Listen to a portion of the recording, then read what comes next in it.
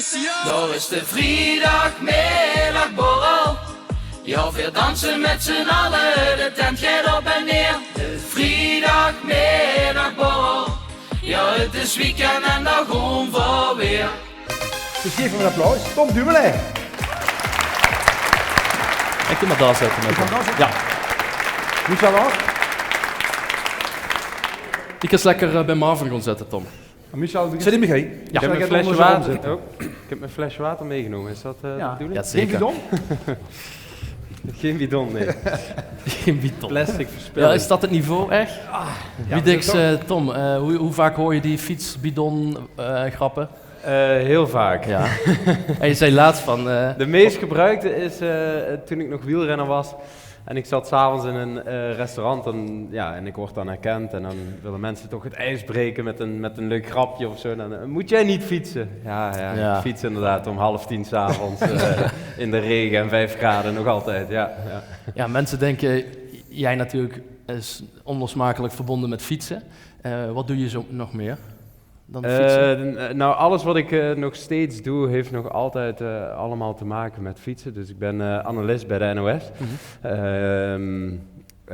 Ik werk als ambassadeur voor Giant. Ik doe van alles nog, van allerlei losse dingen. Ik sta dit jaar in het theater. Mm-hmm.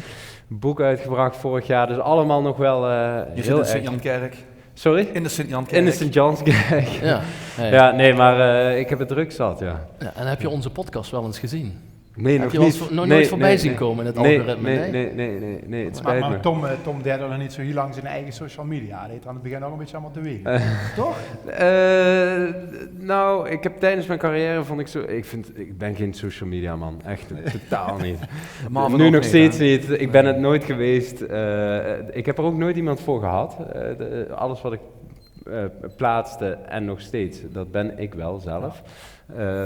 Maar niet Nee, helemaal maar ik weet mijn in het ding. verleden had je ook nog een andere Insta en daar gebeurde sowieso niet zo heel veel op natuurlijk. Ja, die had ik ooit aangemaakt en die is toen gehackt. Daar kom ik echt niet meer om.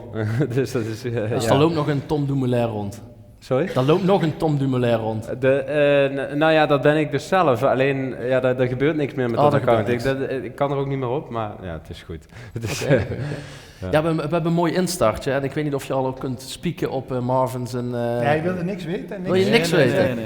Nou, Ik laat me verrassen. Ik zei, ik heb iets online gevonden en dat bleek dus helemaal niet meer heel spectaculair te zijn. En Marvin zei, dat heeft hij zelfs in zijn eigen show nog behandeld, hè? ik weet niet waar het over gaat. Nou, het poepincident. Oh, Hoe vaak hoor je die nog? heel vaak, ja. Wacht, daar is die. 32 kilometers long. Oh, here we go. What's happening here? Why change? Real problems. And he's changing his jersey. He's changing his jersey.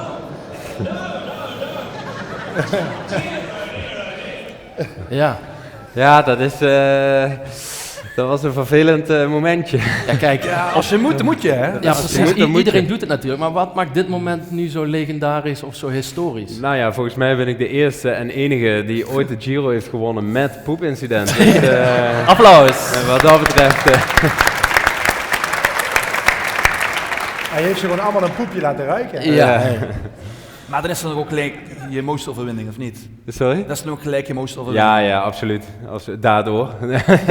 nee, Dat maar was dat al is... op zich een overwinning, denk ik. Ja.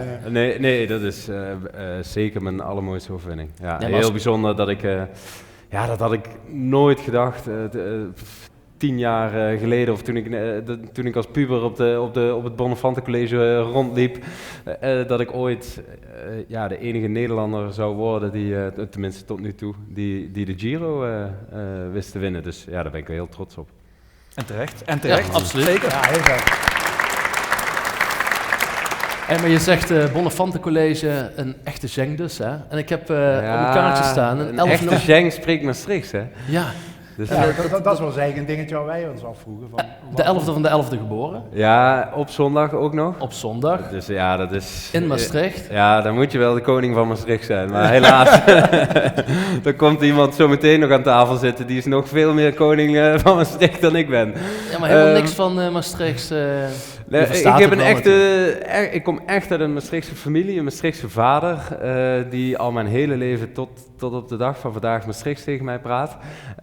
En ik praat Nederlands terug, omdat mijn moeder, die is geboren in Heerlen.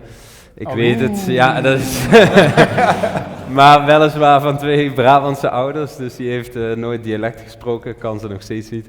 En ja, ik had veel Nederlands sprekende vriendjes op zeker de middelbare en ook basisschool. En neem je dat over, helaas. Ik vind het eigenlijk wel heel jammer. Ik had graag Maastrichts gesproken. En mijn vader is een echte doorzetter gebleven, maar helaas. Nog steeds niet. Maar Nee. de spreekt het niet.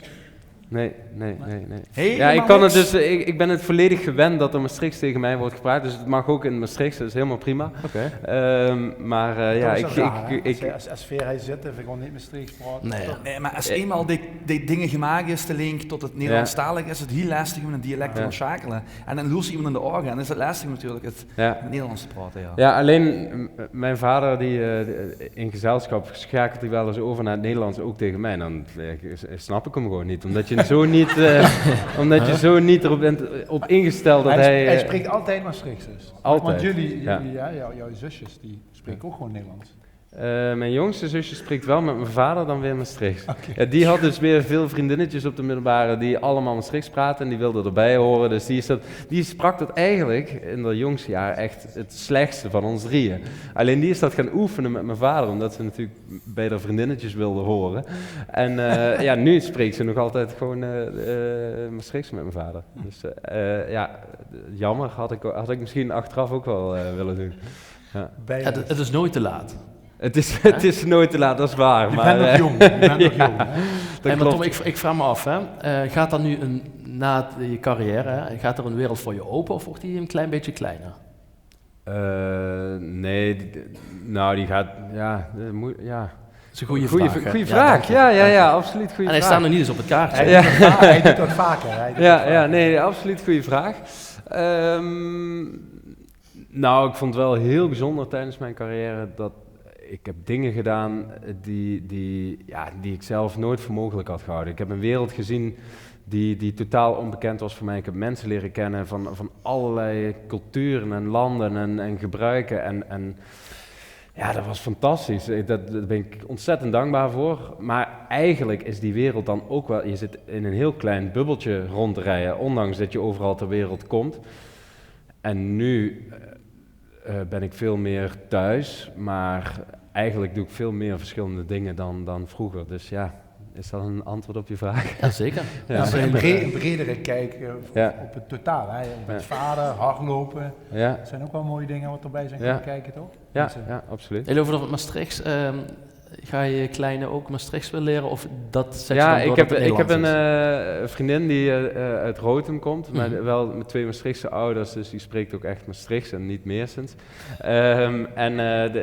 Die spreekt wel echt Maastrichts, ook tegen Oscar, tegen ons manneke. En ik hoop dat hij dat gaat oppakken. En ik zou het allermooiste vinden als dadelijk Oscar tegen mij Maastrichts praat en ik praat Nederlands terug. Dat is een cirkel rond. Hè? Dat Ja, zou zeker. helemaal mooi zijn. Ja. Inderdaad, ja. Dan gaan we daar een beetje mee helpen, toch? Dus praat altijd Maastrichts tegen hem als je hem tegenkomt. In Jikkerdal bijvoorbeeld, Ja, dan precies. Ik let op hem daar. begin in het Maastrichts, want dat is goed voor hem. Ja, dat is leuk. Wat mis je totaal niet? De vele valpartijen mis ik totaal niet. Ben je vaak gevallen? Ja, absoluut. Vies hard gevallen? Ja, vies hard ook. Een paar keer wel echt heel erg hard en vervelend. En dat is ook, het gekke is, ik gun, bijvoorbeeld om bij Oscar te blijven, ik gun hem een mooie fietscarrière, zeg maar. Mocht hij dat leuk vinden en mocht hij dat nastreven, dan mag hij dat voor mij doen. Alleen de enige reden waarom ik daar niet om sta te springen, is gewoon puur die valpartij. Dus kijk, die wereld is hard van zichzelf en er zijn ook hele lelijke dingen in de wielrennerij.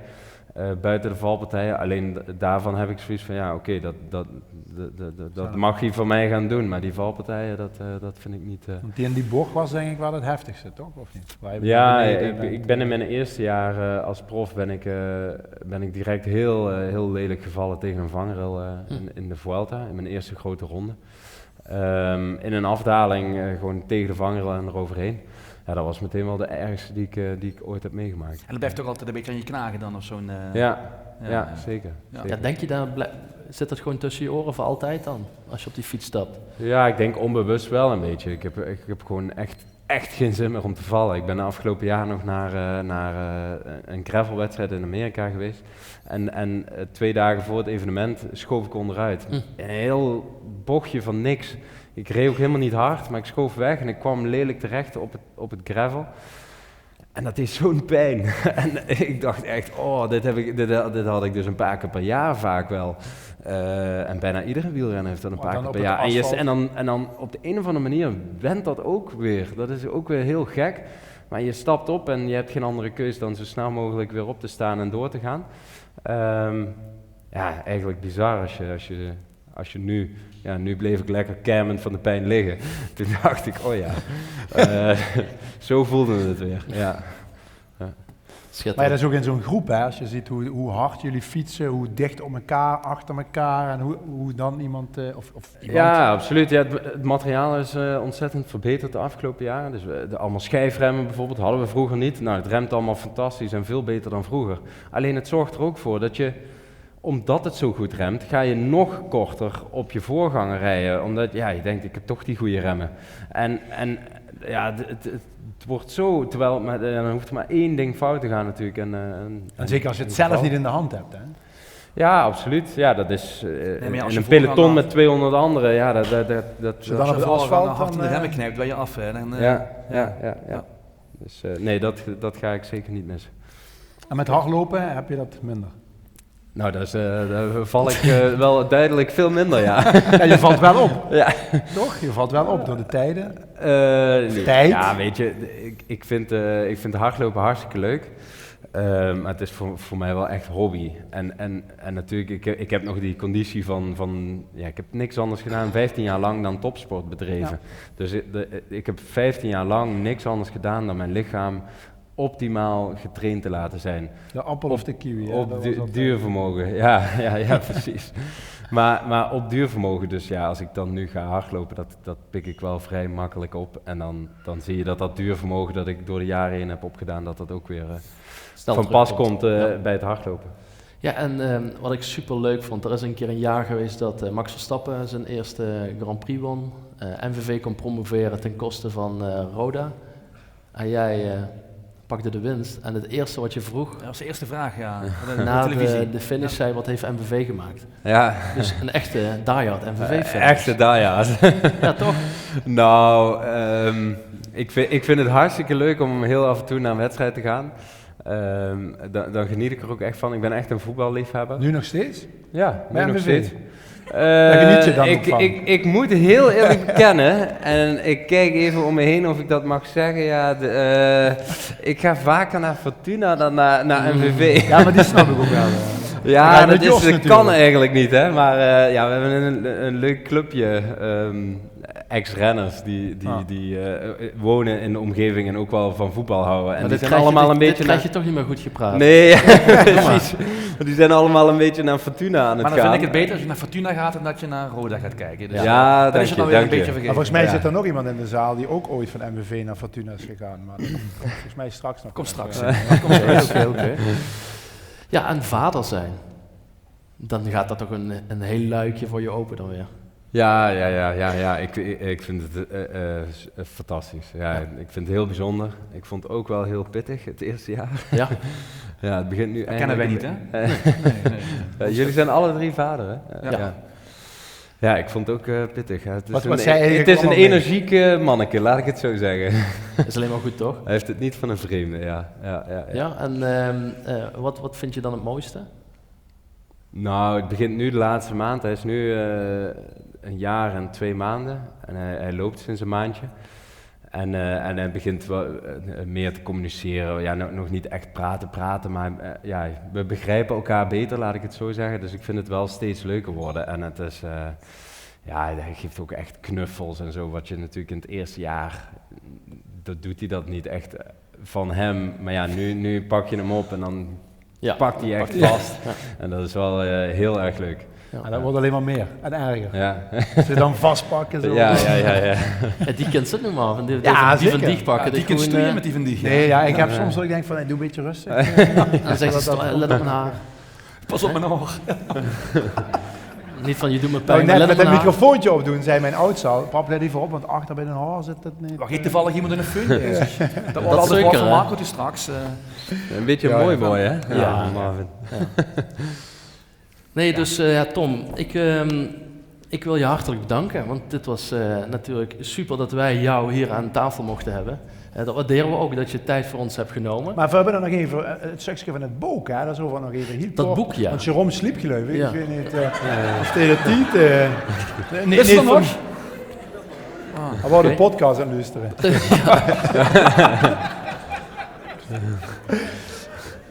Nee, maar... Ja, dat boek inderdaad, want dat zei ze, dat is een... Ja, ik zou het van gewoon laten we het dan nog even kort over hebben. Ja, vooral voor u misschien, jij bent Ja, er zeker. niet zo heel veel Ja. wel van. Hè? Want ik zeg, ja, we zien, let's ben ik bij hem in de show geweest. Nou, ik krijg er heel veel van met, heb ik het opgestoken over nu. Nou ja, alles hebben we een beetje al doorgenomen. Maar het boek is ook wel een heel interessant dingetje, denk ik, voor u, maar voor de lui ook. Voor zeker te lezen. En de serie, heb je die zelf nou wel of niet al gezien? Die film bedoel ik. Van jullie, Jumbo.